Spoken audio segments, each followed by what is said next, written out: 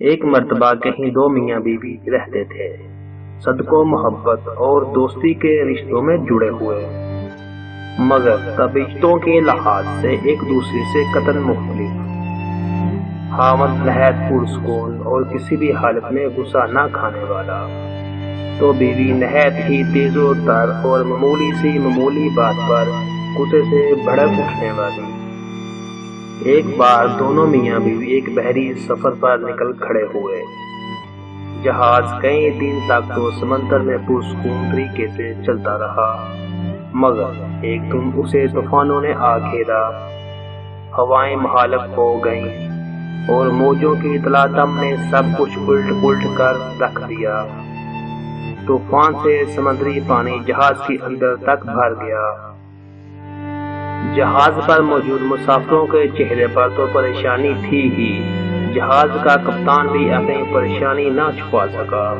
اس نے مسافروں سے صاف کہہ دیا کہ موجودہ حالات میں تو اللہ کی طرف سے کوئی معجزہ ہی جہاز کو اس طوفان سے بچا سکتا ہے۔ کپتان کے اس بیان سے مسافروں کے دلوں میں بچنے کی رہتی سہتی امیدیں بھی دم توڑ گئی۔ موت کو قریب پا کر مسافروں نے خوف سے چیخنا چلانا شروع کر دیا۔ اس آدمی کی بیوی پر تو جنونی کیفیت طاری ہو گئی، اسے تو کچھ بھی نہیں سوجھ رہا تھا کہ کیا کرے۔ بھاگتے ہوئے اپنے خاوند کے پاس پہنچی کہ شاید مصیبت کی اس گھڑی میں فرار و نجات کے لیے وہ کوئی بہتر حل جانتا ہو۔ یہ دیکھ کر تو اسے اور بھی تیش آ گیا کہ گرد و نواح میں مسلمانوں کی آہو پکار سے مچی قیامت سے بے تعلق اس کا خاوند حسب سابقہ پرسکون طریقے سے بیٹھا ہوا ہے۔ بیوی نے جھنجھلا کر خاوند کے گریبان میں ہاتھ ڈالا اور اسے جھنجھوڑ ڈالا اور چیختے ہوئے بولی کہ تم کیسے بے حس انسان ہو۔ اچانک خاوند کی آنکھوں میں سکون کی جگہ غصے کے آثار دکھائی دیے اور اس نے اپنی جیب سے ایک خنجر نکال کر بیوی کے سینے پر ٹکا دیا۔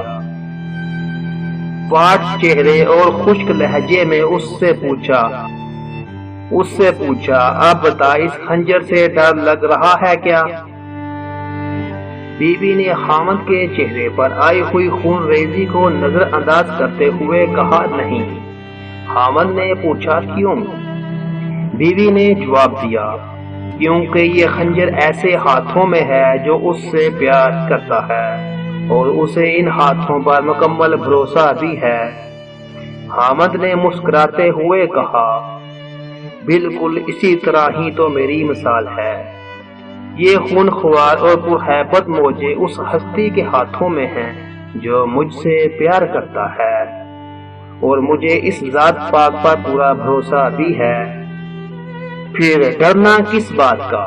اگر وہ ذات پاک ان سب موجوں اور طوفانی ہواؤں پر مکمل تسلط اور قابو رکھنے والی ہے تو دوسری طرف ہماری موت اور زندگی کا اختیار بھی اس کے قبضے میں ہے۔